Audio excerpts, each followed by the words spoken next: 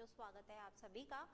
अध्याय 8 काफी दिनों से चलता आ रहा है, सजीवों की प्रमुख क्रियाएं। आज हम इसको समाप्ति की ओर ले जा रहे हैं। अंतःस्रावी तंत्र जो इसका लास्ट टॉपिक है इस अध्याय का, आज हम लेने जा रहे हैं। क्या है ये अंतःस्रावी तंत्र?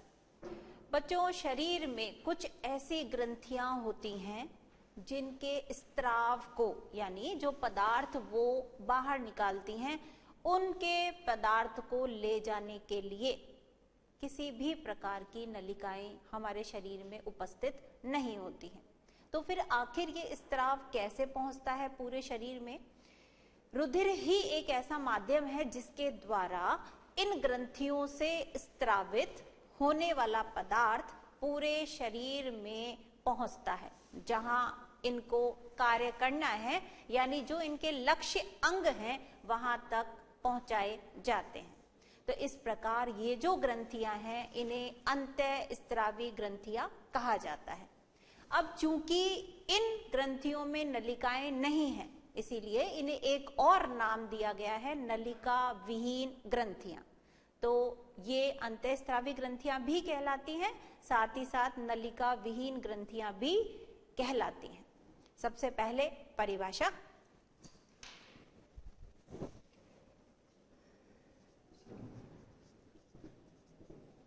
मनुष्य में उपस्थित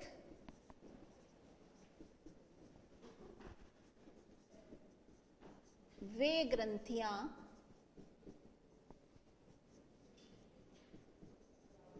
जिनके स्त्राव को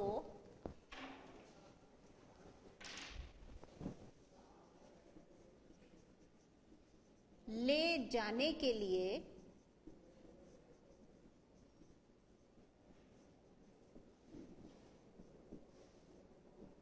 नलिकाएं नहीं होती, ये रुधिर द्वारा लक्ष्य अंगों तक पहुंचते हैं।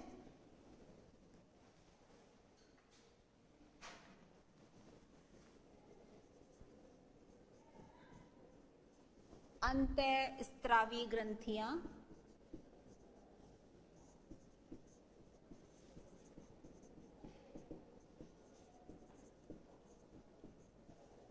कहलाती हैं।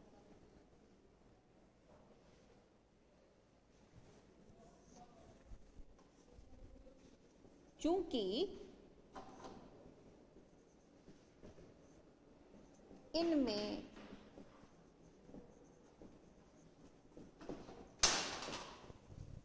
नलिकाओं का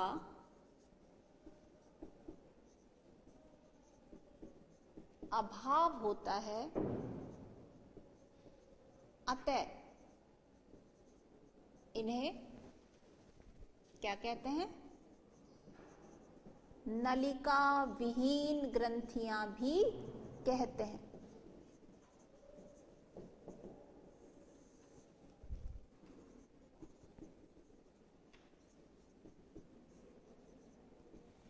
तो ये ग्रंथियां मिलके अंतःस्रावी तंत्र बनाती हैं।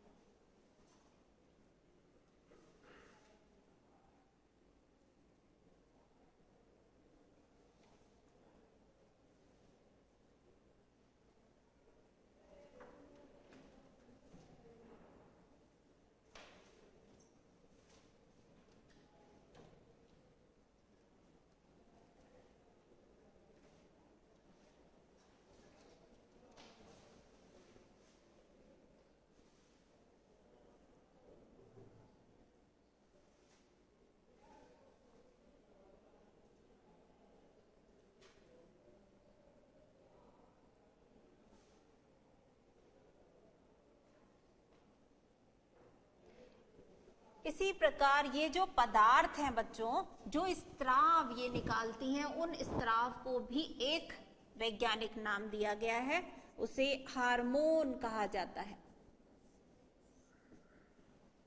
तो अब हार्मोन क्या है? ये वे रासायनिक पदार्थ हैं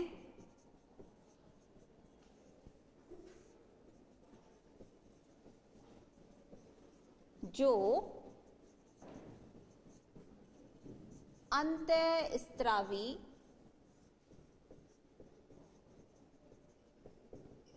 ग्रंथियों द्वारा सीधे ही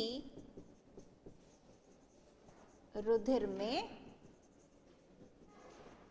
छोड़े जाते हैं।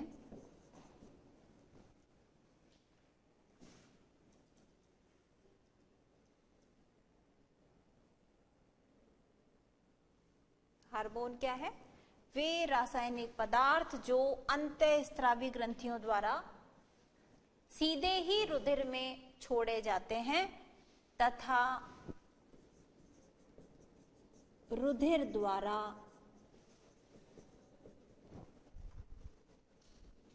अपने कार्यस्थल तक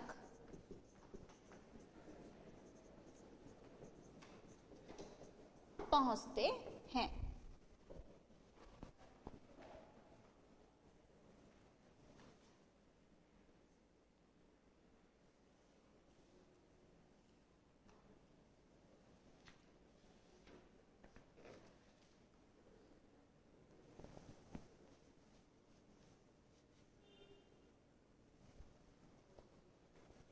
आठ अंतःस्रावी ग्रंथियां हैं हमारे शरीर में। एक चित्र के माध्यम से आप इनकी स्थिति जान सकते हैं।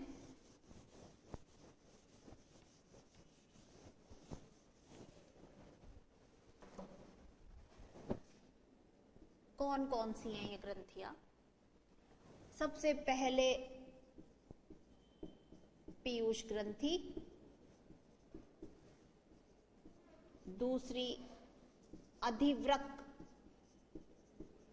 या जिसे एड्रिनल ग्रंथि भी कहते हैं।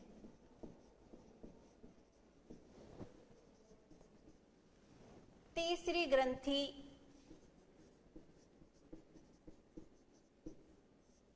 पीनियल, चौथी थाइमस ग्रंथि,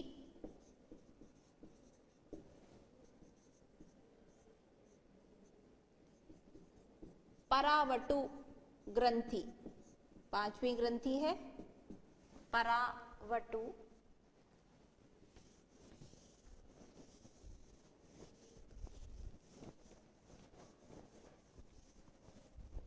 इन सभी ग्रंथियों में नलिकाएं नहीं हैं। छठी है थायराइड या जिसे अवटु ग्रंथि भी कहा जाता है। सातवीं अग्नाशय जो एक मिश्रित ग्रंथि की तरह से काम करती है।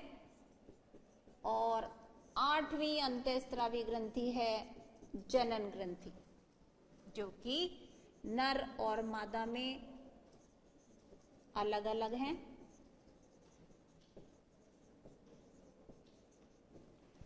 वृषण जो है वो नर में उपस्थित होती है जबकि अंडाशय जनन ग्रंथि मादा में उपस्थित होती है।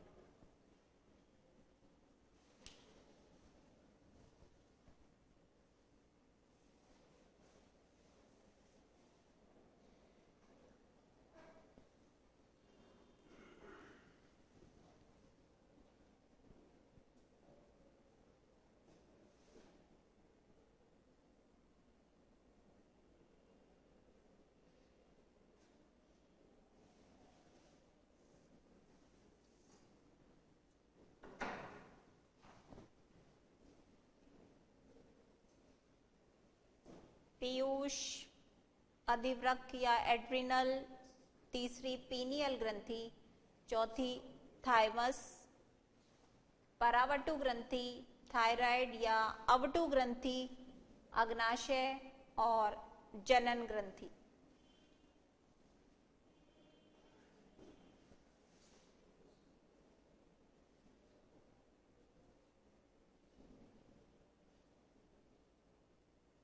एक एक करके हम इन ग्रंथियों के बारे में अध्ययन करेंगे। कौन से हार्मोन इन ग्रंथियों द्वारा स्रावित होते हैं और इस हार्मोन का क्या काम हमारे शरीर में रहता है।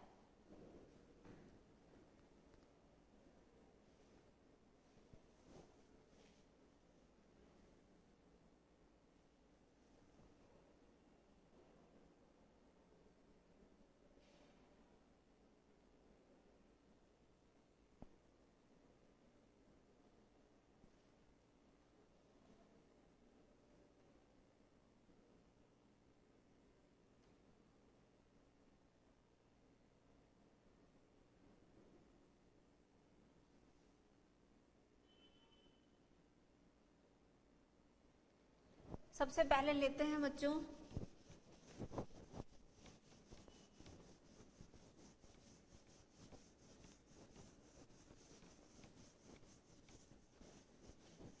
चित्र में थोड़ी कुछ कठिनाई आ रही है, तब तक हम थोड़ा सा इन ग्रंथियों के बारे में अध्ययन कर लेते हैं। कठिनाई दूर होते ही चित्र देखेंगे हम। सबसे पहले है पीयूष ग्रंथि। इस ग्रंथि को हम मास्टर ग्रंथि भी कहते हैं। एक जटिल ग्रंथि है ये।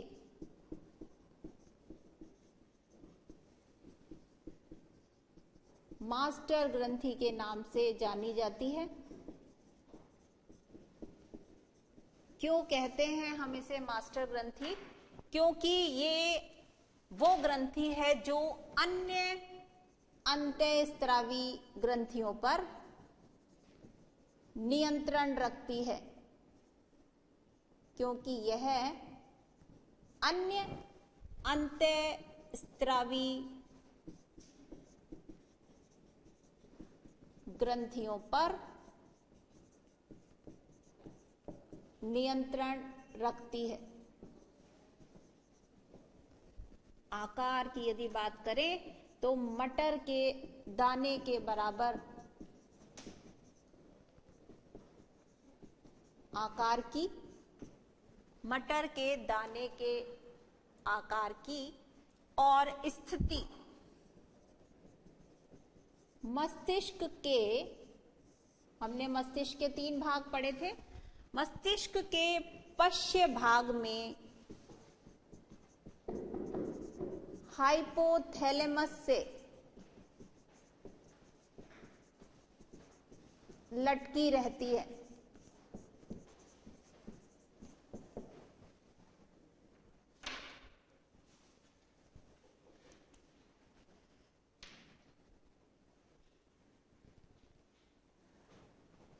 इस ग्रंथि द्वारा स्रावित हार्मोन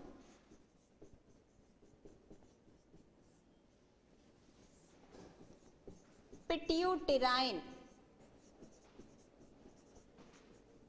कहलाता है। कौन सा हार्मोन है? पिट्यूटेराइन। और इस हार्मोन का कार्य क्या है जरा देखिए।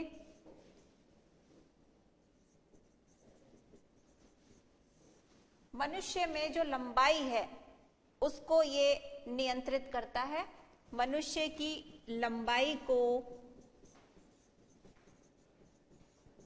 नियंत्रित करना, साथ ही साथ दुग्ध स्त्रवण व जल अवशोषण को भी नियंत्रित करता है।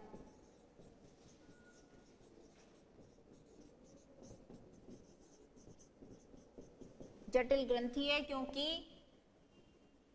कई सारे हार्मोन ये स्रावित करती है, कई कार्य संपादित करती है। अब इस हार्मोन की अधिकता के कारण ही मनुष्य जो है वो दैत्याकार, अधिकता से दैत्याकार, जबकि हार्मोन के कम स्त्रवण से मनुष्य बौना रह जाता है।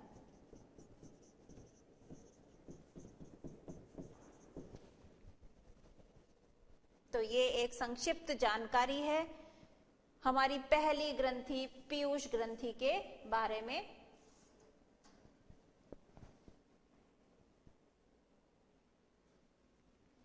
मास्टर ग्रंथि कहलाती है क्योंकि यह अन्य अंतःस्रावी ग्रंथियों पर नियंत्रण रखती है, उनके कार्यों पर निगरानी रखती है। वहीं ये जो हाइपोथैलेमस है वो इस ग्रंथि के कार्य पर नियंत्रण रखता है, इसलिए हाइपोथैलेमस को मास्टर्स ऑफ मास्टर ग्रंथि कहते हैं, यानी मास्टर ग्रंथि का भी वो मास्टर है। हाइपोथैलेमस को मास्टर्स ऑफ मास्टर ग्रंथि कहा जाता है।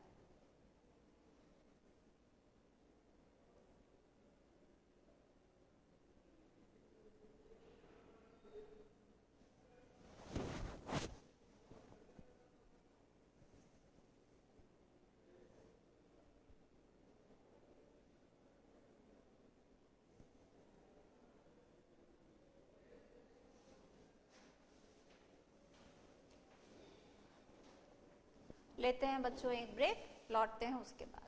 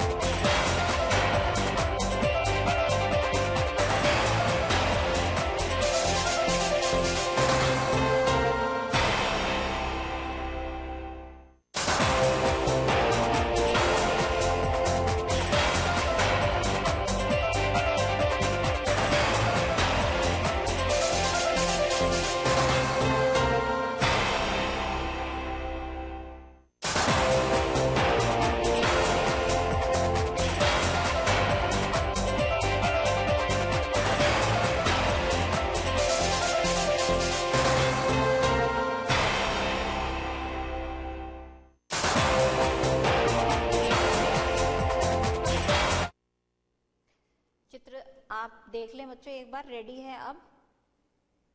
ये है नर अंतःस्रावी ग्रंथि का चित्र। नर और मादा में बस केवल एक ही ग्रंथि का अंतर है, जैसा कि हमने आपको बताया जनन ग्रंथि। इसके अलावा सभी ग्रंथियां जो हैं वो दोनों में कॉमन होती हैं, दोनों में ही समान होती हैं। सबसे पहले जो हम बात कर रहे थे पीयूष ग्रंथि, जो कि कहाँ बताइए आपको, मस्तिष्क में बताइए, पश्चिम मस्तिष्क में हाइपोथैलेमस से लटकी रहती है। तो पीयूष ग्रंथि की स्थिति है यहाँ। उसके बाद बच्चों दूसरी ग्रंथि जो हम एड्रिनल ग्रंथि कह रहे हैं वो वृक्क के ऊपर पाई जाती है। यहाँ पर पीले भूरे रंग की ग्रंथि होती है, वृक्क के ऊपर टोपी नुमा दूसरी ग्रंथि। उसी प्रकार प्रमस्तिष्क के पश्चिम भाग में पृष्ठ तल पर स्थित होती है एक और ग्रंथि, पीनियल ग्रंथि। यहाँ थोड़ा हम नीचे आएंगे, हृदय के ऊपर ग्रंथि स्थित होती है। ये यहाँ पर आप देखिए, हृदय के आगे की तरफ चपटी और गुलाबी रंग की द्विपिंडकीय ग्रंथि है, थाइमस ग्रंथि। इसी प्रकार श्वास नली के अगले भाग में स्वर यंत्र के नीचे की तरफ स्थित होती है ये हमारी थायराइड ग्रंथि, जिसे हम अवटु ग्रंथि भी कहते हैं। अवटु ग्रंथि में ही मटर के दाने के आकार की 4 छोटी गोल संरचनाएं होती हैं जो परावटु ग्रंथि कहलाती हैं। तो अवटु और परावटु इस जगह पर हैं। इसी प्रकार आप देखिए अग्नाशय ग्रंथि, ये आपकी हरे रंग की जो संरचना इधर दिखाई दे रही है आपको, अग्नाशय ग्रंथि। और फिर आप देखिए जनन ग्रंथि आ गई हमारी। यहाँ पर ये वृषण नर में है तो ये नर जनन ग्रंथि है। इसी प्रकार यदि आप अगला चित्र देखेंगे, ये है मादा में अंतःस्रावी ग्रंथियां। बाकी सभी ग्रंथियां समान हैं बच्चों। यही ये पिट्यूटरी ग्लैंड यानी कि पीयूष ग्रंथि, पीनियल ग्रंथि भी यहीं पर ही।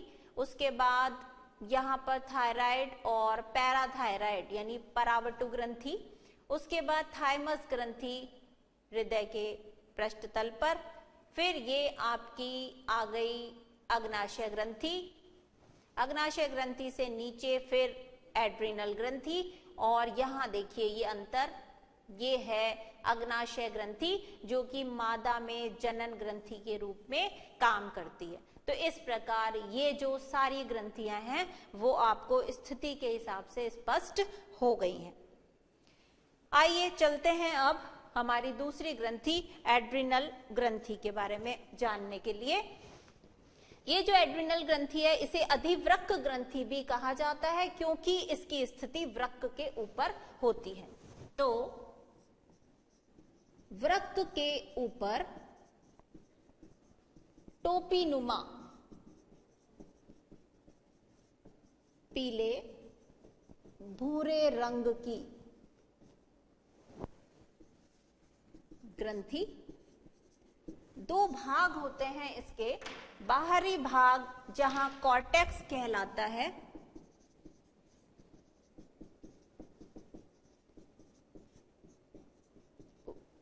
और आंतरिक भाग मेड्यूला कहा जाता है। इस ग्रंथि के द्वारा स्त्रावित हार्मोन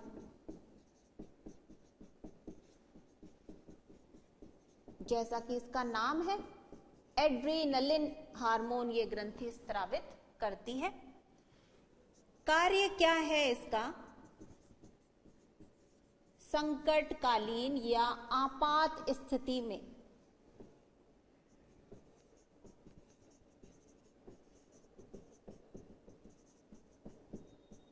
हमें सामना करने के लिए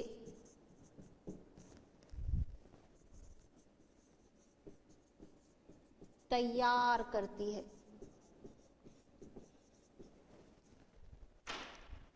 संकटकालीन परिस्थिति में हमें उस स्थिति का सामना करने के लिए तैयार करती है। मान लीजिए अचानक हमें कोई अपने निकट संबंधी के बारे में कोई दुखद सूचना मिलती है या हमें अचानक से कोई खुशी की खबर मिलती है, तो हम उसको सामान्य स्थिति में ले पाए, इस काम के लिए ये ग्रंथि हमें तैयार करती है।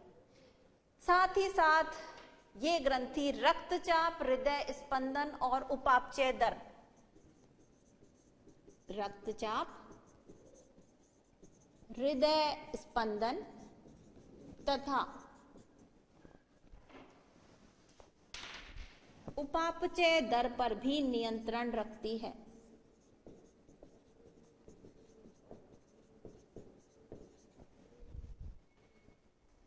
ये काम है हमारी एड्रिनल या अधिवृक्क ग्रंथि के।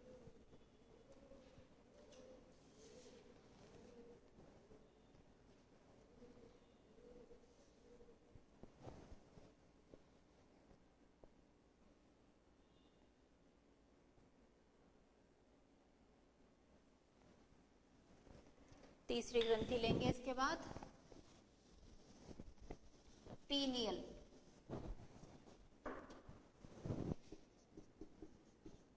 सबसे पहले इसकी स्थिति,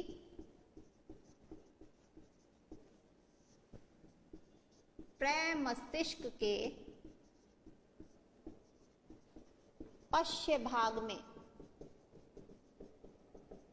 पृष्ठ तल पर स्थित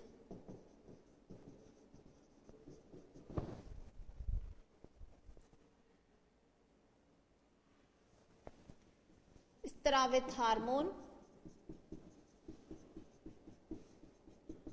मेलेटोनिन और इसका कार्य होता है त्वचा के रंग का निर्धारण करना।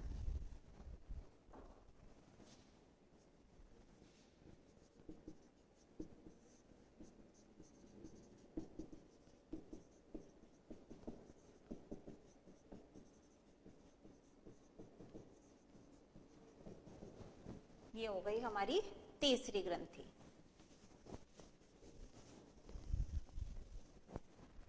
उसके बाद चौथी ग्रंथि जो हमने आपको बताई, थाइमस ग्रंथि।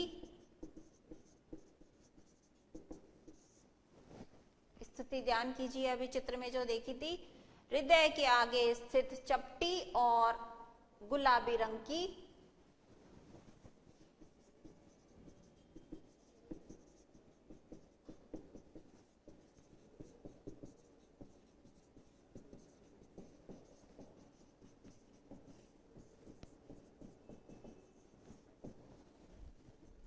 द्विपिंडकीय संरचना।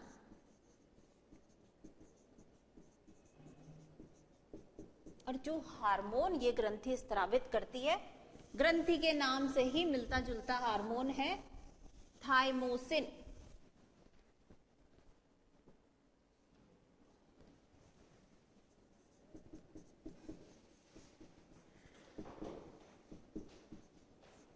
स्रावित हार्मोन है थाइमोसिन।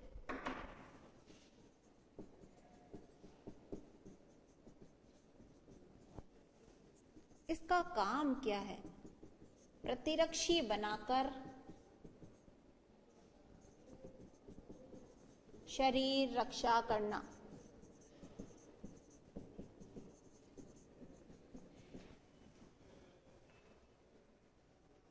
प्रतिरक्षी जानते हैं, जब भी कोई बाहरी तत्व हमें बीमार करने के लिए शरीर में प्रवेश लेता है, तो उस तत्व से लड़ाई करने के लिए जो पदार्थ तैयार किए जाते हैं वो एंटीबॉडी या प्रतिरक्षी कहलाते हैं।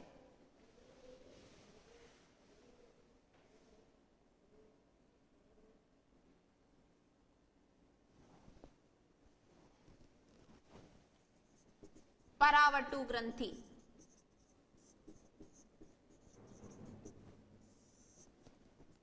कहाँ बताई थी इसकी स्थिति? थायराइड ग्रंथि में धसी हुई और आकार इसका भी मटर के दाने के बराबर, 4 पिंडों के रूप में ये ग्रंथि होती है। 2 हार्मोन इसके द्वारा स्रावित किए जाते हैं, पैराथार्मोन और कैल्सिटोनिन।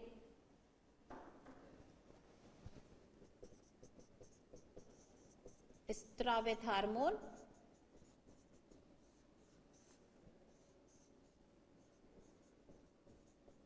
पैराथार्मोन और दूसरा है कैल्सिटोनिन। पैराथार्मोन का कार्य है अस्थि और दांतों की वृद्धि,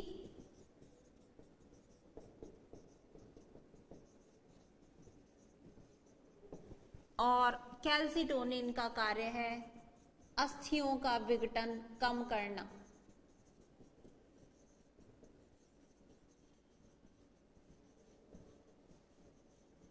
विघटन का मतलब होता है टूटना।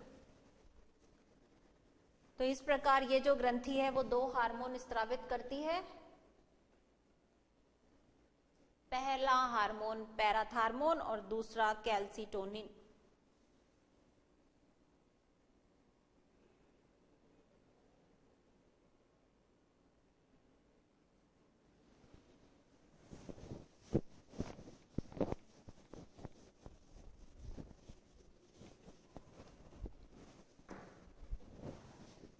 अगली छठी ग्रंथि है अवटु, या जिसे थायराइड ग्रंथि भी कहते हैं। सबसे बड़ी ग्रंथि है ये।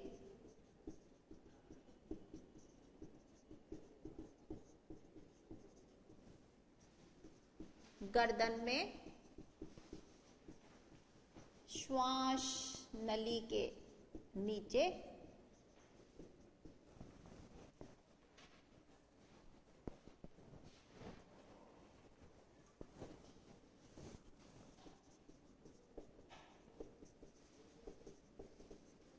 जो स्वर यंत्र है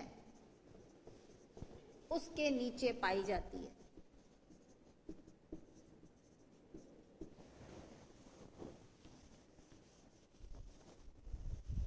अब हार्मोन जो स्रावित करती है वही थायराइड ग्रंथि के नाम से मिलता हुआ हार्मोन थायरॉक्सिन,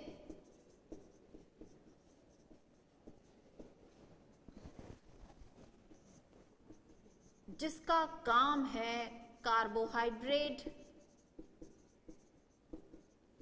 प्रोटीन तथा वसा उपापचय। इस हार्मोन के निर्माण के लिए आयोडीन तत्व आवश्यक होता है।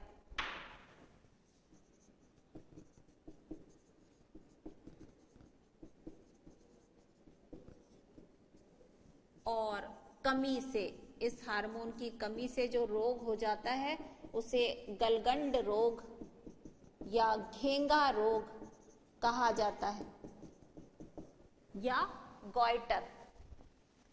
इस हार्मोन की कमी से जो रोग होता है उसे गलगंड, गॉइटर या घेंगा रोग कहा जाता है।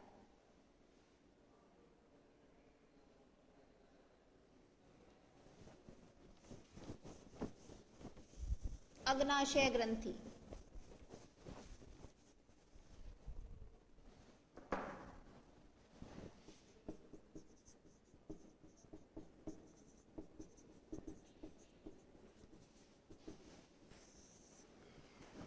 ये जो ग्रंथि है अग्नाशय बच्चों, ये एक मिश्रित ग्रंथि की तरह से काम करती है। क्यों है ये मिश्रित ग्रंथि? क्योंकि ये बहिर्स्रावी ग्रंथि की तरह से भी काम करती है, साथ ही साथ अंतःस्रावी ग्रंथि का भी काम करती है।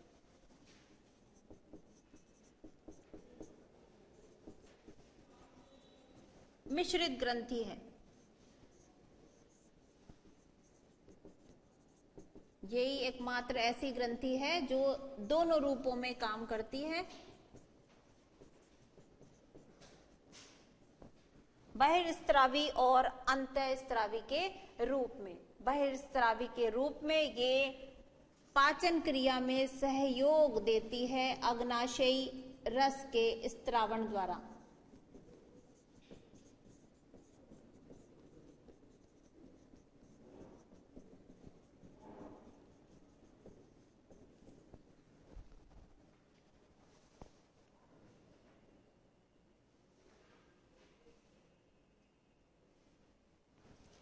मिश्रित ग्रंथि बहिर्स्रावी के रूप में ये अग्नाशयी रस का स्त्रावण करती है पाचन तंत्र में, जो कि पाचन में सहायता करता है।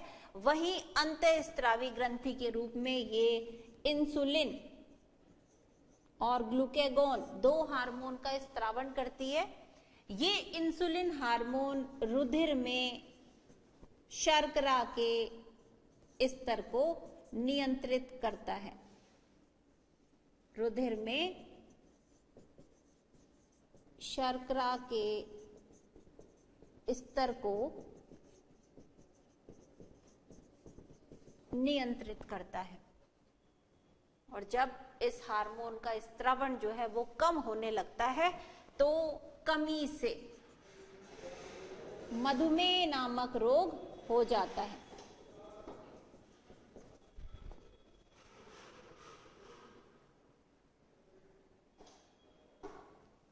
कमी से मधुमेह दिखाई दे रहा है आपको, थोड़ा सा स्पष्ट है। रुधिर में शर्करा के स्तर को नियंत्रित करना इंसुलिन हार्मोन का काम है, और इस हार्मोन की कमी से मधुमेह या डायबिटीज जिसे कहा जाता है रोग हो जाता है।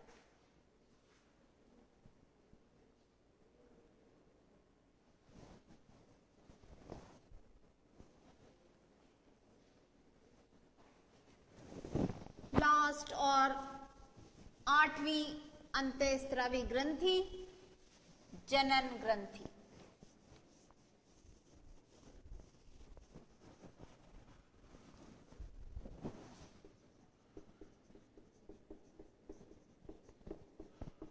जैसा कि हमने आपको बताया, नर में ये जो जनन ग्रंथि है वो वृषण पाई जाती है, और इस ग्रंथि द्वारा स्त्रावित हार्मोन है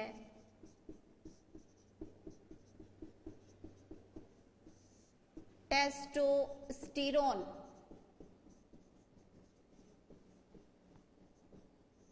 जिसका काम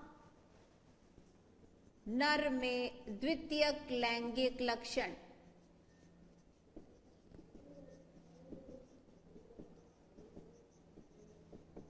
लक्षणों का विकास। नर के द्वितीयक लैंगिक लक्षण है जैसे आवाज का भारी होना, दाढ़ी मूंछ का आना।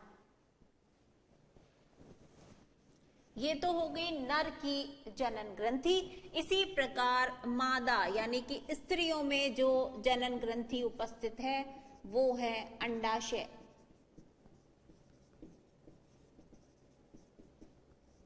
इसके द्वारा जो हार्मोन स्रावित होते हैं वो दो हार्मोन हैं,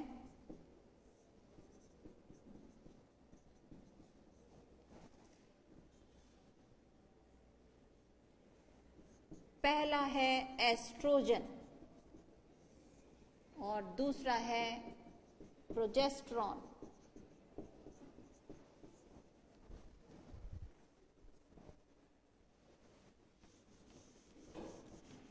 ये जो एस्ट्रोजन है ये मादा में द्वितीयक लैंगिक लक्षणों का विकास,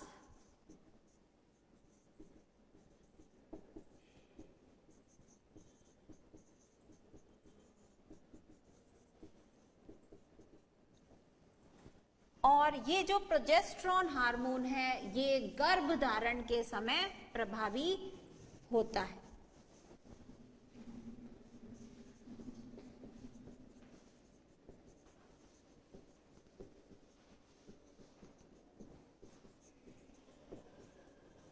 इस प्रकार ये अंतःस्रावी ग्रंथियां हो गई जो कि मनुष्य में उपस्थित होती हैं। स्राव जो है वो सीधे रुधिर में डाला जाता है।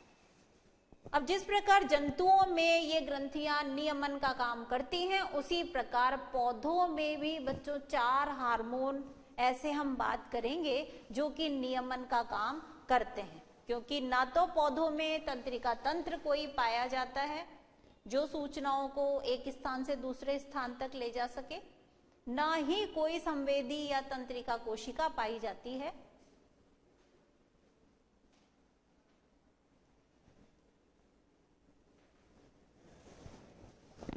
पादप हार्मोन जो कि पौधों में नियमन का काम करते हैं। लास्ट टॉपिक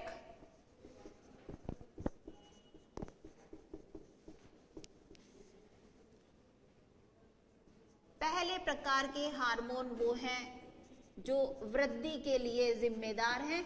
इसमें से पहला हार्मोन है आपका ऑक्सिन जो कि तने के शीर्ष भाग में बनता है और इसका काम क्या है, तने की लंबाई में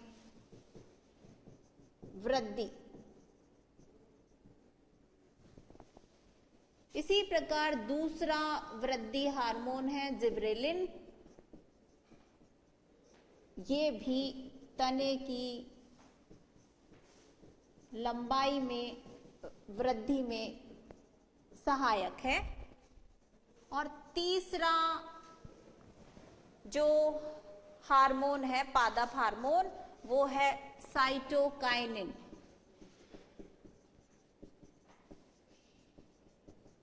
कोशिका विभाजन को प्रेरित करता है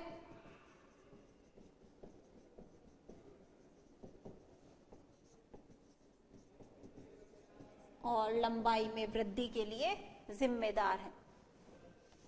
वहीं बच्चों एक हार्मोन ऐसा बता रहे हैं जो कि पौधों की वृद्धि का निरोध करता है, उसे रोकता है, और वो है निरोधक हार्मोन एब्सिसिक अम्ल।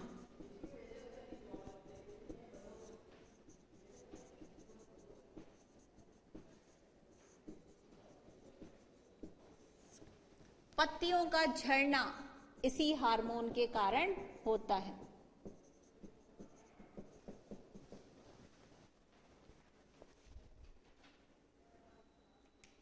नोट कर लें आप, तो ये सारी बात हो गई जंतुओं और पौधों में नियमन की क्रिया किस प्रकार संपन्न की जाती है। और इसी के साथ हमारा जो चैप्टर 8 है, काफी दिनों से चल रहा था, काफी लंबा चैप्टर है, इस पुस्तक का सबसे बड़ा चैप्टर अध्याय, वो हमने आज पूरा कर लिया है। अगली क्लास में मिलते हैं बच्चों नए चैप्टर के साथ। नमस्कार।